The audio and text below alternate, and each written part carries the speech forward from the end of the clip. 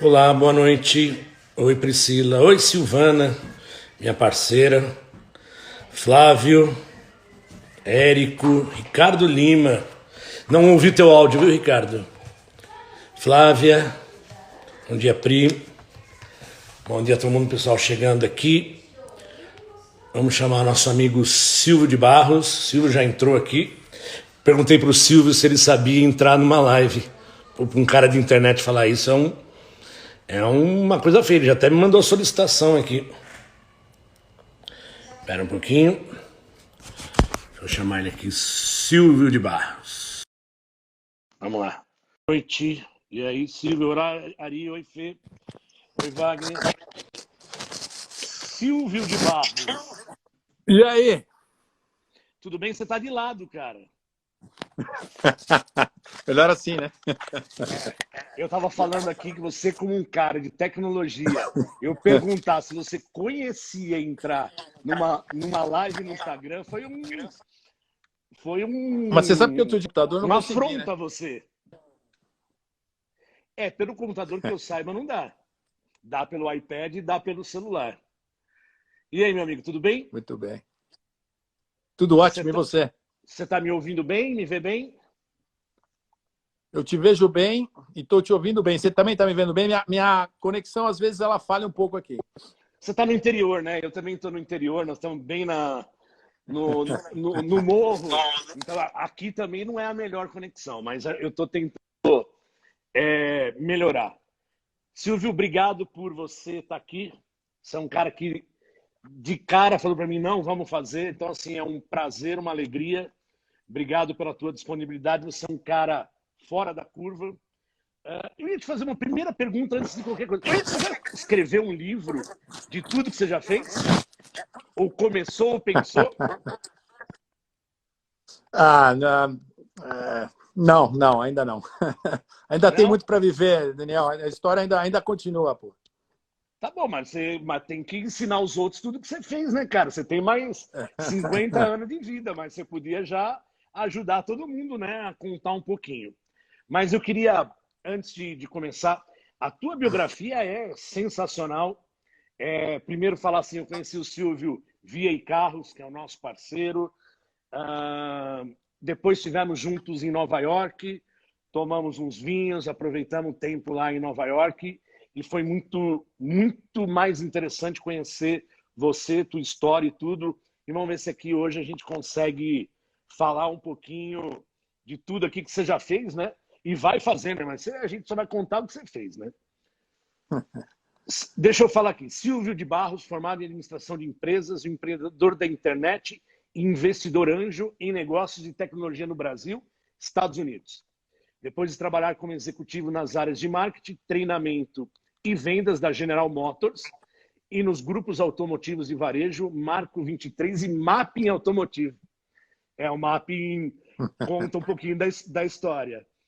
Entre 89 e 95. Fundou em conjunto com sócios no segmento automotivo, saúde, arquitetura, financeiro, mobilidade de cidades inteligentes, as empresas Web Motors em 95, Minha Vida 2006 e Carros 2007, Arquiped 2010, Magnópolis 2014, Zflow 2017, investiu em empresas de dieta e saúde, TechFit, Bluecom, Singularity University, Warehouse, Nexus, Lab Exames, Hyde Green e Bright Cities. Membro de IPO no capítulo paulista de 2010, membro do conselho da Ultrapar Ipiranga da Local Web e membro do conselho do iCarros Itaú. Fora, o pessoal está entrando aqui. Silvio, você está me ouvindo bem? Porque a tua conexão não está tão boa. Tô te ouvindo muito bem. Tô te ouvindo muito bem. Tá bom. Só a tua imagem, assim, não é aquela imagem daquele cara Perfeito. Surfista, que nem sei se todo mundo sabe que você é surfista, é piloto de Fórmula Porsche, piloto de Rally Sertões. Eu já vi você nos motos trial também, além de fã de esporte. Mas eu ia te fazer uma pergunta, além de tudo que você faz. Eu vi a última etapa da Porsche Cup. Esse ano você não está correndo, né? Quer dizer, ninguém está correndo, mas você não corre esse ano a Porsche Cup, né? Não participei da primeira prova. Mas vai participar do ano? Vou participar do ano. Tá. Me fala a primeira pergunta, assim, como amante do automobilismo que eu sou, que eu gosto, como que está a história do automobilismo mundial e no Brasil com tudo isso parado, Silvio? Quanto todo mundo está sofrendo com isso? É ótima pergunta aí. Eu acho que assim a gente vai, como qualquer ambiente de negócio, qualquer cadeia de negócio, a gente vai ter que se adaptar a esses novos tempos aí. Acho que a palavra de ordem é flexibilidade e adaptação, né? Eu acho que assim, a questão do público é uma questão secundária, porque se a gente pensar, o automobilismo é muito mais assistido nas telas, né? Eu acho que ele vai se adaptar sim e deve voltar em breve. Eu já imagino aí o segundo semestre a gente já voltando para as pistas aí. Eu acho que e aí todo mundo integrado vai com o virtual. Fala. E todo mundo vai encurtar as temporadas, Silvio? Sim, em curtas temporadas, tem outras alternativas aí. Enfim, a temporada acho que é o menor dos problemas, né? Eu acho que está todo mundo desesperado por conteúdo novo, live. Eu acho que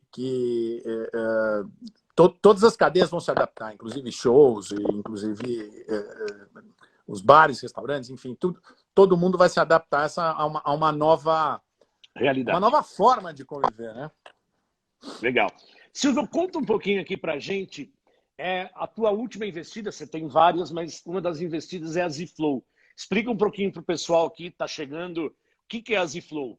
Porque o resto todo mundo sabe, carros, web motors, local web. Explica um pouquinho o que é a Zflow e o que ela tem feito e ajudado um monte de gente aí. A Zflow é o resultado... acho que vale a gente falar um pouco. Eu me aposentei aos 35 anos depois da venda da Web Motors, e foi a pior fase da minha vida, né? Eu estava tão. Quando você tem algum conforto financeiro e alguma autoestima por ter feito um negócio bem sucedido, a melhor coisa que você tem que fazer é continuar empreendendo. Eu me apaixonei pelo empreendedorismo e a continuação. E quando se encerrou o ciclo do e-carros em 2017, eu olhei para o lado, eu tinha os caras mais incríveis que eu estava convivendo há 20 anos, que eu tinha conhecido no universo empresarial, que é o Fernando Ortemblat e o Caetano, que são os meus sócios hoje na Zflow. Eu falei com esses caras, se eu fizer uma padaria, uma fábrica de calcinha, vai ser bem sucedido. Então, eu quero continuar empreendendo com esses caras. E eu olhei para o outro lado, a gente tinha um mercado automotivo sendo revolucionado, virando de ponta cabeça, né?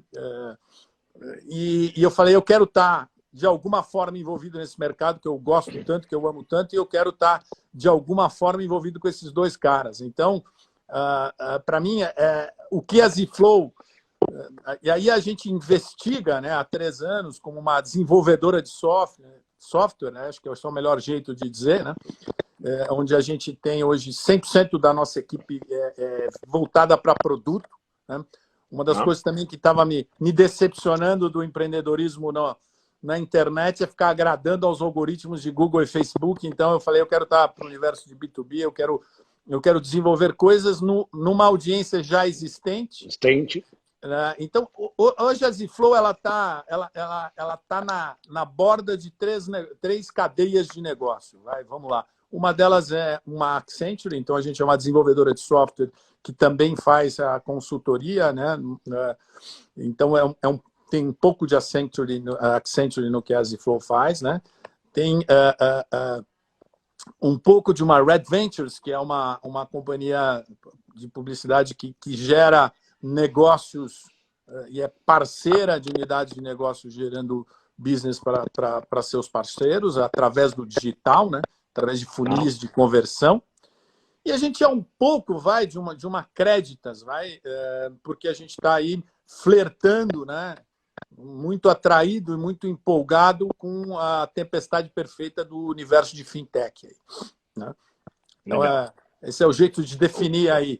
Eu aprendi isso lá na Singularity, né? As oportunidades de negócio acontecem na borda das cadeias de negócio atual. Então, a gente está na borda desses 3 negócios existentes. Sensacional. Cara, tem uma coisa assim que todo mundo, você já deve ter ouvido, né? Mas quando eu não te conhecia e tive o privilégio de conhecer, eu falei assim, cara, quem é o único cara no mundo que eu conheço que conseguiu vender duas empresas iguais, dois sistemas iguais para os dois maiores bancos do mundo? Você já deve ter ouvido isso milhares de vezes. Isso é um case, isso é uma coisa assim, você me inspira, eu sou júnior em tudo isso e você me inspira com essa história, porque acho que em tudo, ou no Brasil, a gente pode dizer, poucas pessoas fizeram isso. Mas me conta a diferença de 1995, você criar uma Web Motors onde não tinha e-commerce, e depois em 2007, né, que foi a criação, a venda, acho que 95 foi quando você criou ou quando você vendeu? Só para eu lembrar aqui. 95, a criação da Web Motors. E você vendeu em quando? Venda em 2002. 2002. Você criou o iCarros quando? Em 2007. 5 anos depois, hein? Respeitei meu non-compete. Sim, eu vi em cima, né? Você respeitou em cima. E diga-se de passagem. E depois você vendeu em quando? 2017. 2017. Então, assim, conta que isso é um case que esse eu falei que você poderia escrever, até porque você ainda tem muita coisa para escrever, mas você poderia contar esse case que é sensacional, invejável e apreciado por um monte de gente aí. Não, só uma correção importante aí, Daniel. O iCarros já existia, tá? O Maurício Simões, do Grupo Abolição do Rio, ele verdade, até... o Paulinho. O Paulinho, na verdade, foi o irmão dele, né? O Maurício, que ele tinha o carros.com.br, não tinha o iCarros, né? Então nós fizemos uma aquisição junto com o Itaú, né? Ele foi uma startup, era uma startup pequena, mas ele funcionou aí como começo desse ciclo aí com o Itaú, né? Tá bom. Assim, para a gente entender aí você, conhece também, tanto quanto eu, a gente vive no Brasil, no segmento automotivo versus bancos, uma jabuticaba, né? Em nenhum outro lugar do mundo a gente tem dois bancos sendo donos dos principais classificados no Brasil e também em nenhum outro lugar do mundo a gente tem os bancos com tanta importância na cadeia automotiva, né? A gente tem aí, dependendo da marca, 60% dos carros hoje são financiados no Brasil. Em muitos casos, para a cadeia automotiva, para o revendedor, para a loja independente, o banco, o financiamento de carro dá tanto retorno, né? Gera tanto volume quanto a venda do carro, né? Isso é uma vamos dizer, isso é uma jabuticaba. Isso acontece no Brasil. A importância relativa dos bancos. Então, eu te confesso que, na verdade, eu fui vítima dessa jornada aí. Eu fui descoberto logo no começo, né? Em 95, quando eu comecei a Web Motors, a internet no Brasil tinha 800 mil usuários em banda estreita. Não tinha ainda broadband no Brasil. A gente tinha uma apresentação que tinha duas partes. Uma parte falava da internet, a outra falava do universo automotivo. Em muitos casos, a gente não ia para a segunda parte da apresentação, porque muita gente acreditava que a internet não ia ser uma realidade no Brasil. Era uma coisa de americanos. Então, eu não tinha nascido ainda, viu, Silvio? Então, eu não sei muito disso. Então, os meus cabelos brancos aqui não deixam eu mentir. Isso é coisa do século passado, né? Sim, então, lá atrás, e a gente também, quando começou a Web Motors, o mercado no Brasil só tinha 5 marcas, só tinha 5 montadoras no mercado. O mercado ainda não estava aberto. Era antes da abertura econômica que o Collor fez, né, em 95, com as 40 marcas de carros e 600 modelos na época que a gente tinha. Então, a Web Motors funcionou no começo como uma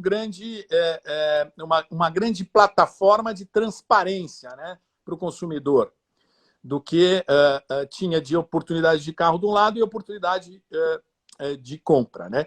E claro que, olhando aquilo lá atrás, como uma startup, precisando de dinheiro, precisando de parceiros, é claro que eu, vindo de montadora e de concessionária, o primeiro lugar que eu corri foi para as montadoras e para as concessionárias mas que elas me viam como ameaça, né, naquela época. Enquanto a gente ainda não era relevante para o consumidor, a gente, naquela época, né, era considerado uma ameaça. Então, os bancos foram os primeiros a entender, e na época a gente já começou tendo negócios com o Itaú, a gente tinha uma versão do WebMotors só do Itaú. Os bancos sempre foram no Brasil, e acho que isso é uma diferença em relação às outras cadeias de negócio, muito buscadores de inovação, né? Com os poros abertos à inovação. Né? A gente pega o Internet Banking no Brasil, nível mundial. Né? Referência, né? Referência. Referência. Então, na época, os bancos olharam com mais interesse, vamos dizer assim, uma plataforma como o WebMotors e o iCarros. E, na época, o interessante também é que, do ponto de vista do consumidor, a gente precisando existir, a gente lá atrás na WebMotors, a gente precisando de recursos, né, para existir como negócio, a gente também não podia abrir mão da nossa independência com o consumidor, né, Daniel? Se a gente casasse com uma montadora, a gente ia ter dificuldade de ser um portal, né, agnóstico, né, que mostrasse para o consumidor todas as alternativas de compra, um catálogo com todos os produtos disponíveis. Então, a gente precisava ser agnóstico para o consumidor. Né? Então, outra coisa que também facilitou a nossa integração com os bancos foi o fato do banco também ser agnóstico. Né? O banco também conversar com todas as alternativas de compra do mercado. Então, casou muito também essa relação. E, na época, o Santander, na época, o ABN AMRO, na época, a Aimoré Veículos, né? Ela estava buscando, ela tinha um gap de tecnologia em relação aos concorrentes, estava buscando uma alternativa. Confesso que, na época, me estranhou, né? Começou uma relação, uma conversa como uma parceria estratégica e acabou se tornando uma compra. É interessante que eles, na época, a gente estava voando, né? Na época do estouro da bolha, né? O universo de startups tem esse viés, né? Às vezes a gente acha que é muito mais legal, a gente está vivendo num mundo diferente dos unicórnios e que a gente vai destruir a economia tradicional, então a gente está andando lá achando que o valuation, né, era muito alto. Então, quando a gente falou do valuation para a Aimoré, a Aimoré falou, nem ferrando, eu vou fazer o meu, não faz nenhum sentido pagar esse valor para uma startup de carro. Ele procurou fazer o dele, gastou uma fortuna, não chegou em lugar nenhum. E quando ele voltou para conversar, já era o final da bolha, a gente estava mais facinho de conversar, já era... Estava mais delicado. Com o pé no chão. E eles valorizando também o fato da dificuldade de implementar uma startup, um negócio novo, dentro de uma estrutura corporativa. Né? E aí saiu o negócio. Então, foi a venda a primeira venda, o Santander nos comprou em fevereiro de 2002. Eu fiquei como executivo até 2004 e depois aí comecei um período sabático de investindo em startups. Fez o meu primeiro investimento, foi na área de healthcare, foi no negócio de saúde, até terminar aí a minha quarentena. Agora a quarentena ficou na moda, mas agora a quarentena ficou boa, né? Era uma quarentena da minha quarentena do segmento automotivo, e aí eu voltei com o Itaú. O interessante na segunda parte dessa história, Daniel, é que, olhando o que tinha acontecido com o WebMotors e o Santander, fez muito sentido para o business de classificados ter o banco como parceiro. Vamos lembrar que a gente vivia ali a época do auge dos classificados tradicionais, né? E o banco tinha a interlocução com os tomadores de decisão das concessionárias e lojas. Né? E isso era imbatível na competição com os pastinhas de vendedores de publicidade dos classificados tradicionais. Né? Então, nós entregamos o WebMotors para o Santander com 400 lojas ou concessionárias, parceiros, e o Santander muito rapidamente colocou ali 4.000 parceiros, o que faz toda a diferença num negócio de marketplace, né? O network effect. Né? Você tem que ter um balance entre o estoque de carros disponíveis e a audiência. Né? Não adianta ter muita gente buscando com pouca diversidade de estoque, pouco conteúdo, e não adianta ter um monte de conteúdo com pouca gente procurando, que você vai frustrar qualquer um dos lados. Então, fez uma super diferença. O Itaú olhando para aquilo, ato contínuo terminando a minha quarentena, o Itaú falou, preciso também de uma plataforma dessa. E aí nós olhando o que tinha acontecido com o Web Motors e o Santander, tinha feito muito sentido a distribuição da equipe comercial do Santander, por um lado, mas eles tinham perdido a agilidade tecnológica do outro, e nós montamos, aí foi brilhante da parte do Itaú, nós criamos uma estrutura híbrida. Eu acho que isso é fundamental e super atual em situações como essa, onde uma grande companhia entrega a sua estrutura, né, para uma startup, e a startup entrega a inovação, né, a sua agilidade para uma grande companhia. Então, o Itaú brilhantemente viu que não tinha condição de fazer isso dentro de casa, então aí nós fizemos essa parceria, onde a gente com uma participação na operação, e o Itaú ficou com esse direito de compra no ciclo de 10 anos, que se encerrou aí em 2017. O Itaú, a gente teve a área de conteúdo, tecnologia fora, e o Itaú tinha a distribuição e a estrutura, né? Eu brinco, o Itaú de vantagens para o e-carro, que fez toda a diferença para a gente chegar no nível de Web Motors. Na verdade, nós conquistamos a liderança, prometemos em 5, conquistamos em 3, e aí hoje a gente tem esses 2 principais aí classificados nos 2 bancos. Né? Legal. Uma pergunta que me fizeram, nós tivemos, toda vez aqui a gente está tendo uma batelada de perguntas, e agora o pessoal também que está chegando aqui te elogiando, um monte de gente aqui de banco também te elogiando. Mas tem uma pergunta que o Pedro, acho que você conhece, o Jaime está aqui, o Jaime de Paula. Pedro de Paula é meu sócio na Car Big Data, acho que você conhece um pouquinho da história nossa da Car Big Data. Ele fez uma pergunta.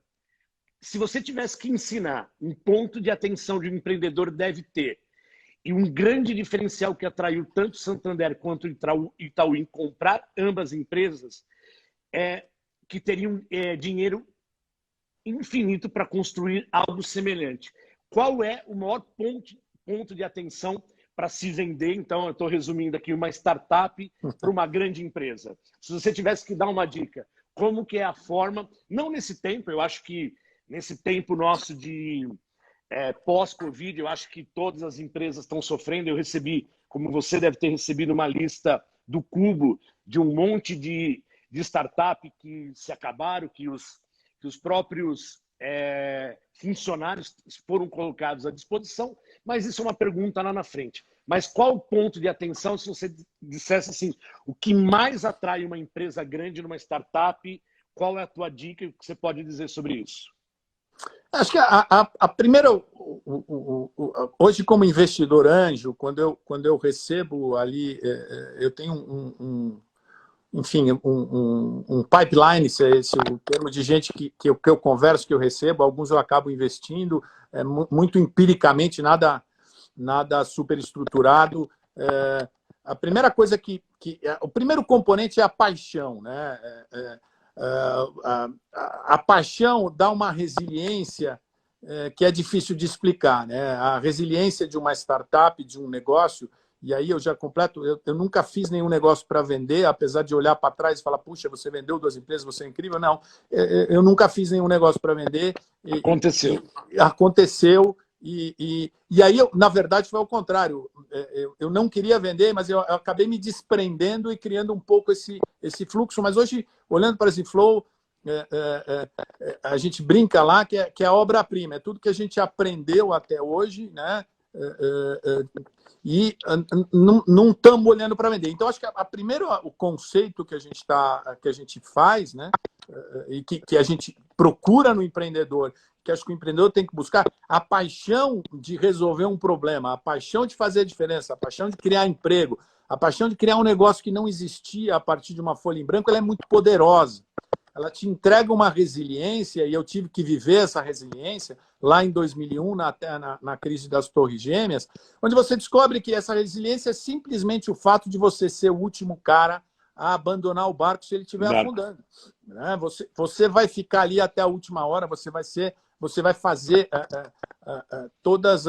tudo que for necessário do ponto de vista pessoal para manter esse teu sonho ativo. Então, aconteceu. A partir de um sonho, de uma vontade de construir um negócio, você vira relevante, você faz, chama a atenção dos grandes negócios, e esses grandes negócios vão te procurar. Aí acontece uma coisa, que aí é a mesma questão de criar um filho, né? Você tem aquela paixão, em algum momento ele fica maior que você, né? Então, eu tenho sempre essa provocação. Quando a gente começou a Ziflow, eu falava para o... E você tem um filho grandão, né, que eu já vi. 1,95. Não, você tem um filho mesmo, que eu vi outro dia surfando com você. Quantos anos então, 1,95. É ele, André. 1,95. Eu não ouvi, desculpa. 1,95. 1,95. Para quem tem 1,10 como eu, não posso nem chegar perto dele. Mas a questão aí, Daniel, a companhia, quando ela tem sucesso, ela adquire vida própria, né? Eu brinquei com o Fernando no começo da nossa companhia, falei, eu não quero passar de 2 dígitos, quero continuar com 9 pessoas, né? Eu ficava flertando com a história do Instagram, que foi vendido com 15 pessoas. O Instagram, quando foi vendido por 1 bilhão, tinha 15 pessoas. Falei, Fê, o nosso negócio de tecnologia não podemos passar de 2 dígitos, vamos ficar com 9 pessoas. Não deu certo. Agora eu não quero passar de 2 dígitos. E espero também conseguir. Mas, enfim, em algum momento a companhia cresce, e aí hoje você tem negócio de tecnologia, talentos, né? E esses talentos vão buscando crescer. Então, aí a companhia ela tem vida própria e ela vai querer ser grande. E, nesse momento, você tem que ter desprendimento. Então, quando alguém, um grande banco, comprou e foi o melhor para a Web Motors, a Web Motors, sem dúvida, virou melhor depois que o Santander comprou. O Icarus ficou melhor depois que o Itaú comprou. Isso, para mim, tem que ser orgulho e não frustração de não ser mais dono desses negócios. Não foi fácil, alguns anos de terapia e os cabelos brancos para aprender a ter esse desprendimento. E, Silvio, me fala uma coisa assim. Hoje você sabe que eu tenho algumas startups dentro do grupo, entre elas algumas com o próprio Icarus, que você também sabe que a gente está junto. Não tenho a pretensão, quer dizer, tenho uma pretensão grande com essas empresas e a gente construir algo grande. Eu acho que, de fato, assim, ninguém que tem empresa pensa em vender, pensa em sim criar algo que seja relevante. Então, você pensar assim, eu gosto de uma empresa relevante, que dá emprego, que faça diferença. Mas quando uma startup deixa de ser uma startup? Eu acho que como é que a gente define uma startup, né? E aí é maravilhoso definir uma startup em época de Covid, porque a palavra flexibilidade, né? Frugalidade, elas estão presentes aí. Resiliência, né? Quando a gente investe numa startup, ou quando eu olho uma startup, eu estou investindo numa pessoa, né? Ela tem lá um business plan, ela tem lá um PowerPoint, ela tem lá a sua tese.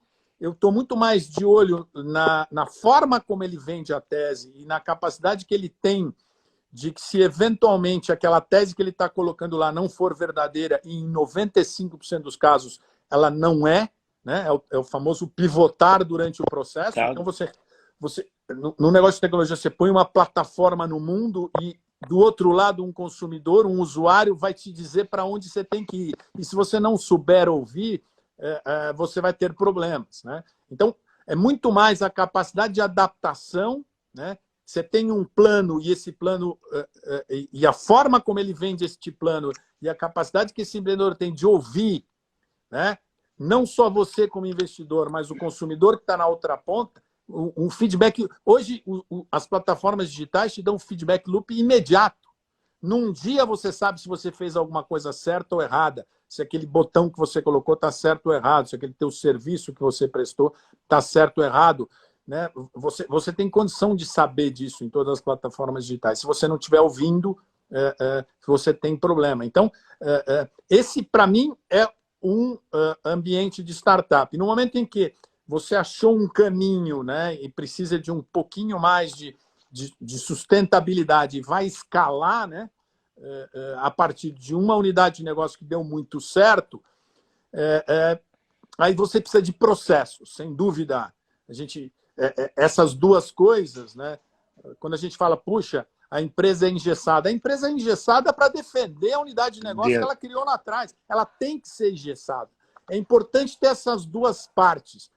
Você tem o guardião de processo na eficiência grande negócio e você tem o ambiente de inovação, né? Hoje, o que a gente vê, tem que saber, né, os CEOs, os gestores de grandes negócios, tem que saber navegar nessas duas áreas. A gente vê muito as grandes corporações se reinventando, a gente vê o consultor Covid digitalizando todos os negócios, né? A gente nunca viu, né? A gente, como ser humano, anda muito mais rápido por necessidade do que por ambição, está provado aí. Então, é fundamental navegar nessas duas coisas. Então, eu acho que uma grande corporação ela tem três formas, né, de se arejar com a inovação. Uma é num ambiente separado de investimento, com fundos, tem muitas companhias que fazem isso. Uma é uma área de M&A muito ativa e muito atuante para identificar startups que possam ter aí fit, né, com o negócio. E outras, sim, são áreas internas de inovação que tem que continuar existindo. Mas sempre vai ter na corporação o que a gente chama de anticorpos para a inovação, né? Que são os guardiões de processo funcionando como anticorpos para tudo que não é eficiente. E todo o R&D é não eficiente por natureza. Você está testando coisa que não vai dar resultado no primeiro momento. Então, como navegar nessas duas áreas é o segredo, eu acho, para os CEOs. Agora, você vai ver muita companhia grande agora, em pós-Covid, tendo que pivotar como startup. Vai ser interessante ver. Essa é uma questão... Eu tenho dois mundos, né? O dia que eu fui contar para todo mundo que o dia que eu fui apresentar as empresas para o Silvio, ele ficou um pouco perdido, falou assim, cara, é um monte de coisa aqui, é muita gente, e de fato eu não tenho esse viés, né? Assim, eu tenho aprendido, contar para você que a gente tem comprimido isso, mas eu tenho empresas que já faturam bem, que são empresas que são sucesso, e eu tenho startups para isso. E eu vejo nas startups hoje, nesse momento Covid, quanto mais leve tem sido muito mais leve levar, até porque a gente tem caixa, a gente tem investidor, a gente conseguiu, estava até o Betinho Damião aqui, que você me falou que ele tinha te contado da Car Big Data, é um dos nossos investidores. Então, assim, a gente conseguiu mesclar. Mas eu tenho empresas, por exemplo, que mês passado eu faturei 40% do potencial dessa empresa em empresas que eu tenho 800 funcionários, 1.000 funcionários. Então, esse pivotar é interessante. Eu queria te fazer uma pergunta. Como que você acha que vai ser o comportamento dos grandes investidores em startup após superarmos o momento de crise? É interessante ver o movimento de capital agora, né? Num primeiro momento, né, teve muita oportunidade de compra de companhias tradicionais, né? E aí é claro que a tendência em época de incerteza é o capital buscar mais ambientes de certeza, mais companhias tradicionais, sair. A gente como startup, a gente como negócio de inovação, a gente está sujeito a um capital de risco por natureza, quer dizer, é muito menos arriscado aplicar na bolsa, né, de valores, mesmo em ações de tecnologia, que tem bastante, né? Então, sem dúvida, esse cenário... Eu sempre fui crítico, Daniel, do chamado blitz scaling, que é o termo americano para crescer a qualquer custo, né? Para jogar muito dinheiro em marketing, em CAC, e adiar a hora da verdade, que para mim a hora da verdade sempre vai ser a geração de lucro. Quer dizer, você pode ter todos os KPIs do mundo, mas se no final do dia o bottom line não for geração de valor para os seus acionistas e você mesmo, remunerando o seu tempo e dos seus acionistas e dos seus funcionários, essa tua responsabilidade, você sempre vai ter um desafio, né? O negócio não é sustentável. Eu sempre, com todas as companhias que eu converso, eu sempre falo, puxa, quando é que você vai chegar no teu break-even? Quando é que você vai chegar num ponto de sustentabilidade do seu negócio? E quanto antes isso acontecer, melhor, porque é muito difícil em tecnologia manter o foco, é muito fácil perder o o foco, né? Porque tudo é possível em tecnologia. Possível. Vão ter negócios fantásticos de tecnologia que podem nunca dar dinheiro. Claro, ou você tem ali um mandato dos teus investidores para que você perca dinheiro por muito tempo, e aí, por exemplo, o Uber, por exemplo, a Amazon, mas que são negócios globais, né? Ou você tem um compromisso, você com você mesmo e com os teus funcionários e acionistas, pela sustentabilidade do teu negócio no curto. E uma companhia depender de capital o tempo todo, de captar rounds sucessivos, né? Eu acho que não é uma boa prática, vamos dizer assim. E acho que o Covid também fez esse freio de arrumação, se a gente puder chamar assim, nesse ambiente de startup lá no Vale do Silício. A gente vê muitas companhias mudando o valuation, né? Revendo os seus valuations que estavam um pouco esticados e revendo práticas, né? De muito burn rate, muito gasto de dinheiro, estruturas gigantescas sem estar comprovado o modelo de negócio rentável. Né? Exatamente, eu ia fazer uma pergunta aqui. Como eu falei assim, eu comecei a fazer startup, para mim eu sempre fiz empresa, Silvio. Eu construí, acho que eu estou com 45, acho que eu construí umas 40, fali umas 10, 30 foram bem, a gente erra também no meio do caminho, e hoje eu tenho uma massa disso aqui. Eu sempre fiz empresas, e eu não chamava de startup. Hoje eu chamo de startup porque ele tem um modelo startup, eu trouxe gente que conhecia, e eu aprendi a fazer isso de novo nesse modelo. E aí eu vou te fazer uma pergunta dentro da outra, tá? Mandar um abraço aqui para o Capurus, que esteve ontem comigo aqui. Qual é o cálculo certo de um burn rate, de quanto você vai torrar o dinheiro e quando você desiste de uma startup? Acho que você já viveu, já investiu, ou já viu histórias. O cara vai pondo dinheiro. Qual é o limite desse dinheiro e qual o tempo? Cara, para isso aqui não pode pivotar, isso aqui não vai mais acontecer. Excelente pergunta, Daniel. Eu tive aí alguns casos de fracasso, né? Você citou uma delas aí no momento em que você falava da minha trajetória aí, do meu mini bio. A Arquipad é um marketplace de arquitetura e decoração que era fantástico. Eu investi por 5 anos e fui obrigado a fechar aí no ano passado. Muito triste, Tá. É muito difícil saber a hora. Tem um monte de... A premissa era muito boa, o segmento é incrível, a gente prestava um serviço fantástico, muita gente reclamou do fechamento, mas simplesmente não tinha escala para continuar. Não deu dinheiro. Olhando para trás, é que nem um amigo meu falou do dia do casamento, você tem que testar, tem que sim... É um dilema muito grande, porque você fala, eu tenho que ser resiliente, eu tenho que ir até a hora que dá. Então, qual é esse momento? Né? É muito difícil essa pergunta. E provavelmente eu fui mais, até por ego, de falar, não vou reconhecer esse fracasso. Eu fui mais do que eu devia, gastei mais dinheiro do que eu devia. Eu tinha sinais logo no começo de que eu devia ter encerrado, mas também eu não podia me dar...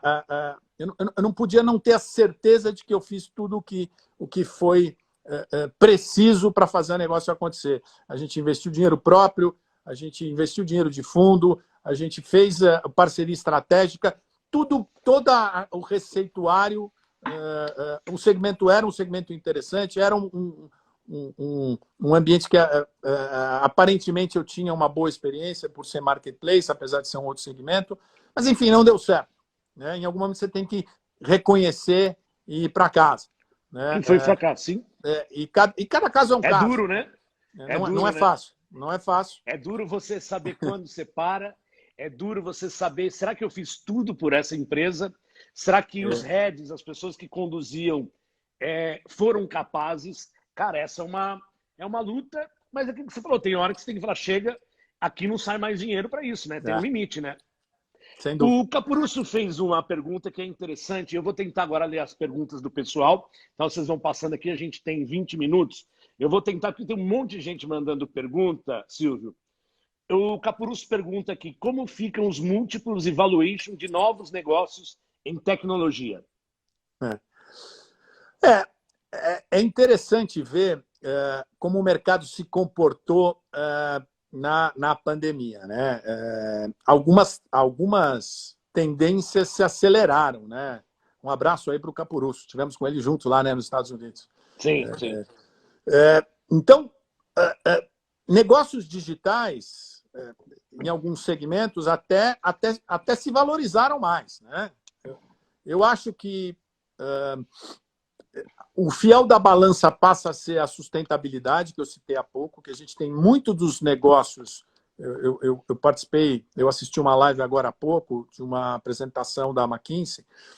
Tinha muitos deals que estavam saindo, né, e que acabaram não acontecendo.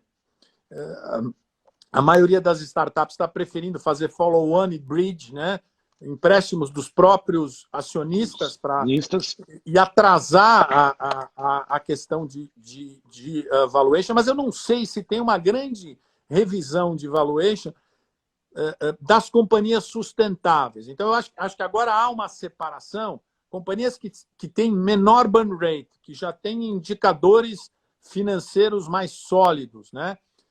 Essas companhias ainda pode ser que valham ainda mais, né, do que as companhias muito dependentes de capital, com muito burn rate, né? Então, é sempre aquela questão oferta e demanda, né? Acontece na Bolsa de Valores. Então, o capital está procurando, ainda assim, tem um capital importante procurando, e eu recebi vários indicadores agora, um capital procurando negócios digitais. Grandes corporações procurando negócios digitais. Pô, pera, eu preciso me atualizar, eu preciso acelerar a minha digitalização. Talvez M&A seja a melhor solução agora, a solução mais rápida para negócios tradicionais.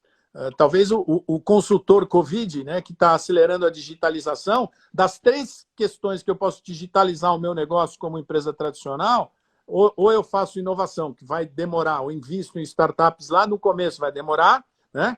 Ou eu faço inovação dentro de casa, que vai demorar, eu tenho que fazer também, é tudo ao mesmo tempo agora, mas a terceira, que é o M&A, talvez seja a mais rápida. Então, isso pode ser até que mantenha a valuation de companhias mais sustentáveis, que é sempre aquela coisa do pé descalço para o chinelo velho, né? Se eu tenho uma startup que faz exatamente o que eu preciso na minha grande companhia, e é ela que vai fazer a minha aceleração digital, talvez ela não tenha preço nesse momento. Talvez a valuation seja até maior, né? Agora, a startup que não precisa de capital agora, talvez ela também não tenha preço, né? Porque ela está conseguindo se sustentar, ela conseguiu pivotar, ela conseguiu se ajustar a esses novos tempos.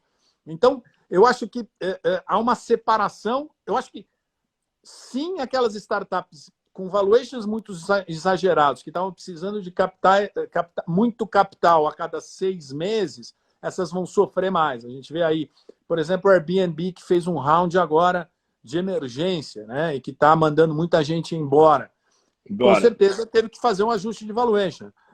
A gente vê o próprio Uber, né, que está sofrendo aí, e que tem um mandato do investidor para inovar e não consegue ainda entregar resultado, né? Então, eu acho que tem que entender em cada lugar, né, aonde a gente avalia cada um desses vai negócios. Encaixar. Perfeito. Tem uma pergunta aqui, Silvio, que eu achei interessante. Cadê? Vamos achar. Eu não sei o nome, Kaedstein, nem todo mundo eu conheço, então fica difícil saber quem é. Quando a startup é rentável e não escalável? Não, a startup não pode ser não escalável. Quer dizer, a maravilha, a maravilha da tecnologia e que a gente está assistindo agora no Covid, né? Vamos parar para pensar nisso aqui, né, Daniel? A gente está fazendo agora o fenômeno das lives, né? O fenômeno das reuniões remotas, né? Vamos pensar, e é isso também que me deixa apaixonado pelo seu universo de startups e que me atrai no mundo das startups, as plataformas digitais são absolutas, né? Você, quando monta uma startup num ambiente, na infraestrutura estabelecida, digital, vamos pegar o Brasil, tem 200 milhões de pessoas e 220 milhões de celulares, né? Isso é uma infraestrutura estabelecida. Mas eu vou criar um negócio e eu já tenho uma tela, né? Eu já tenho acesso ao meu consumidor imediatamente. Então, a infraestrutura está aí. Está aqui pronta. E muita gente, né, questionou se a gente ia ter banda para segurar todas essas milhares de reuniões remotas, e a gente tem. Lives. Né? Essa é a maravilha do mundo digital e do mundo da infraestrutura. Ela é flexível, né? Eu acho que essa palavra ela vai ter que ser muito usada agora, né? Vamos pegar qualquer cadeia, vamos pegar uma cadeia de transporte, Daniel, vamos pegar uma transportadora, e ela não sabe exatamente o que vai acontecer no próximo ano. Ninguém sabe, a gente tem muito mais perguntas que respostas. Qual é o nível de demanda? Caiu minha demanda agora 40%, eu não sei se ela vai voltar aos 90% ou se ela vai ficar onde está. Como é que eu me adapto a uma estrutura dessa? Eu tenho que ganhar flexibilidade. E como é que eu ganho flexibilidade numa transportadora? Com plataformas digitais. Eu posso ter uma frota de 20 caminhões ou posso ter uma frota de 100 caminhões, porque com plataformas digitais eu posso contratar 80 caminhões remotamente, né? Assim como o Uber é escalável. Então, qualquer cadeia de negócio hoje vai ter que de alguma forma, construir flexibilidade. E esse é o barato, né, dos negócios digitais. Então, não existe negócio digital que não é escalável por natureza, né? E esse é o barato, inclusive, dessa multiplicação de valuation dos negócios digitais, né? Porque ele sustenta 10, 100, 20 milhões. Eu lembro até hoje, quando o YouTube foi vendido para o Google. A gente não tinha banda suficiente, a internet ainda não tinha banda suficiente para a quantidade de vídeos que o YouTube passou a desenvolver. Mas ela construiu, né? É a lei de Moore, dos 18 meses, dobra a nossa capacidade. Então, o business não era viável com aquela banda estabelecida, mas com a lei de Moore ela foi sendo criada e hoje a gente tem uma plataforma gigante, onde milhares de vídeos são criados diariamente, a gente tem banda existente para isso. Tudo isso. Legal. Tem uma pergunta aqui do Ricardo, antes tem flexibilidade a palavra, o Rodney está aqui. Abraço, Rodney. Grande Rodney, abraço, Rodney. Todo respeito, teve comigo aqui semana passada. O Ricardo fez uma pergunta aqui, Silvio, que é interessante. Qual a nova onda após as empresas disruptivas? Já tem uma nova onda? De novo, tinha uma onda, eu acho que agora a gente está num maremoto, né? Num furacão, num tornado, qualquer nome que a gente possa colocar, mas existe uma nova onda de empresas disruptivas? Na verdade, eu prefiro acreditar, Daniel, que a gente ainda tem muito a fazer na integração do on e do off, né?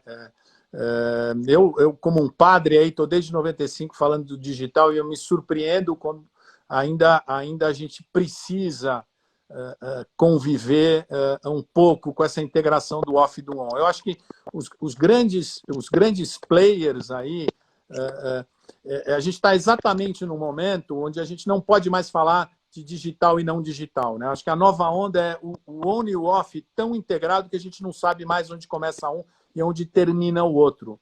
É um pouco da flexibilidade que a gente consegue encontrar, né? Tanto nas estruturas de atendimento quanto nas estruturas de relacionamento com o consumidor. Eu acho que a gente ainda vê, né, isso não bem entregue, vamos dizer se essa é a palavra certa, ainda tem muito a ser feito nessa integração do on e off em todas as cadeias de negócio. Eu ainda acho que essa é a onda mais forte de negócios, né, acontecendo agora, né? Silvio, tem aqui assim, uma das coisas que eu também ia chamar, como você conhece também muito de carro, e a gente está falando de startup, universo, acho que tem um resumo de uma coisa que você falou aqui que, para mim, fica de ensinamento. Pode ser uma coisa simples, mas a flexibilidade que você falou para uma startup, para uma empresa, nesse momento é eu posso terminar a live falando isso e agradecer você por enxergar uma coisa tão simples. Flexibilidade e escalabilidade de uma startup, de uma empresa, é o que a gente pode falar. Mas assim, hoje, pensando fora da caixa e do óbvio, da venda online, o que um player automotivo pode pensar fora da caixa, fora do óbvio, para uma venda online? Tem algo que você imagina? Talvez aí seja a tua terceira grande criação? Daniel, eu acho que assim, eu me incluo nessa, tá? A gente foi pego de surpresa na indústria automotiva. Eu fui dealer, eu tive do lado, eu tive sentado na mesa como gerente de vendas vendendo carro no balcão. Eu tive lá na montadora. A gente foi pego de surpresa pelo e-hailing, né? Pelo Uber, né? Isso desconcertou a gente, né? Esse para mim é o grande e-commerce. É o e-commerce da mobilidade, né? A gente tem o transporte a um botão, né? E provavelmente essa empresa, de novo, estou falando aqui, né? Ela ainda não é uma empresa viável, né? Já abriu capital, está lá, tem o seu valuation, mas ela ainda não se provou sustentável, né? Essa aqui é a grande ironia. Mas ela desconcertou, né? Porque eu, como apaixonado por carro, eu sempre fui fã do fun to drive, né? A indústria automotiva entregou é muito mais que mobilidade, né? Só que a gente se enebriou pelos carros, pelas máquinas, pela indústria, pelo design, pelo status, e esqueceu da coisa simples que é a mobilidade na ponta para o consumidor jovem, né? A gente ficou fazendo comerciais de carros fantásticos, andando em estradas sinuosas, né? No meio do verde, e aí a gente vai ver que o usuário médio de um carro, né, tem um device de 2 toneladas que fica 95% do tempo parado, e quando anda carrega 60 quilos, e a maioria do tempo está andando no meio do trânsito. Então, essa, para mim, é o grande desafio da indústria, né?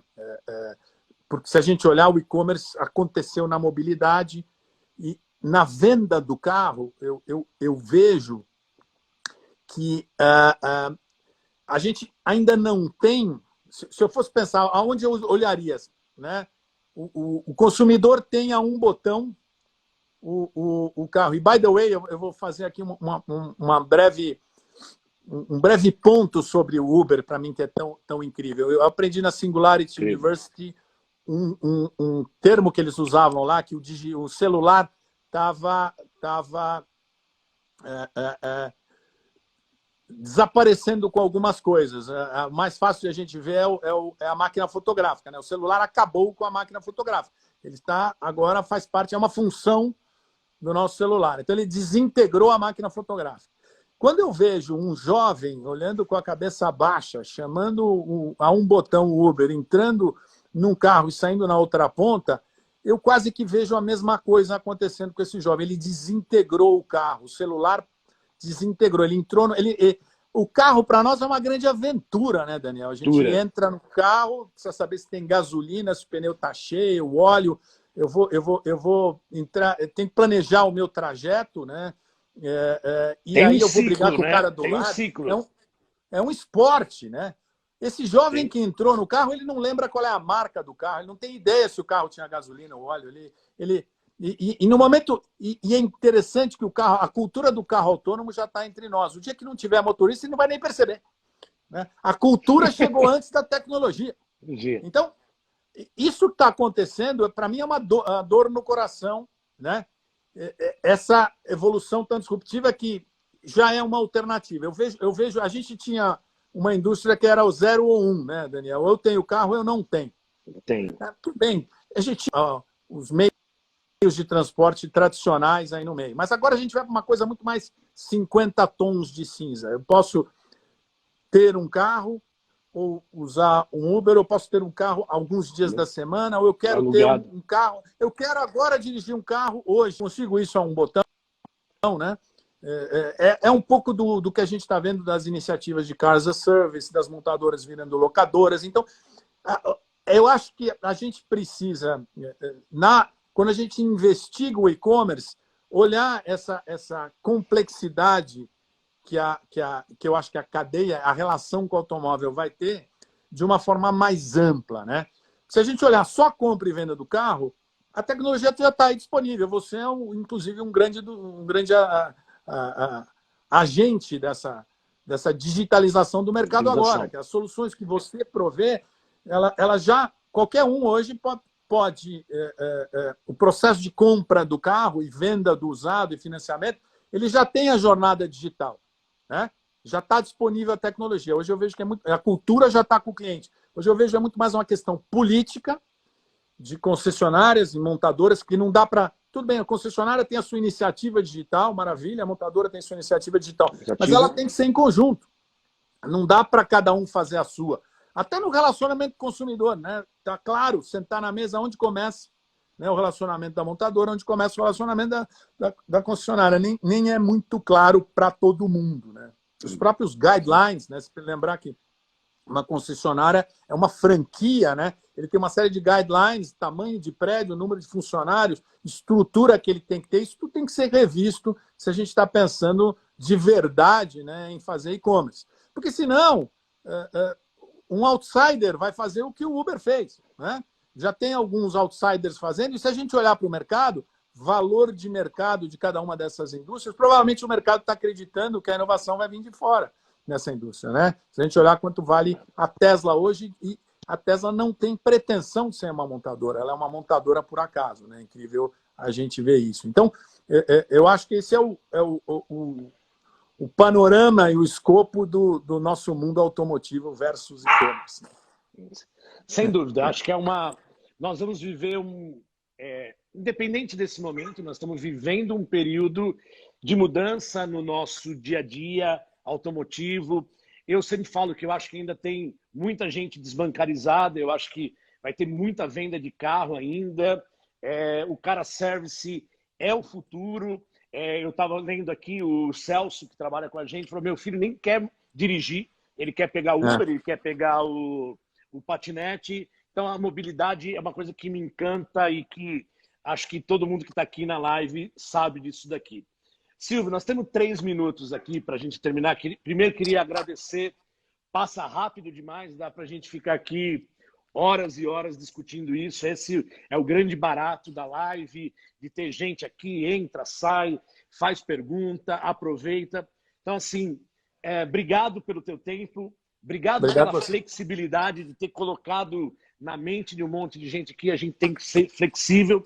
E o que você pode deixar para a galera aqui que assistiu? Tem um monte de gente de banco, hoje eu não consegui falar o nome de todo mundo aqui, porque senão não ia dar tempo. Mas qual o recado que você pode deixar num tempo tão difícil que a gente está vivendo? Qual a tua convicção para quando a gente sair de tudo isso? Cara, por incrível que pareça, a minha convicção é de que a gente está vivendo uma transformação importante aí. Eu sou otimista com o pós-Covid, tá, Daniel?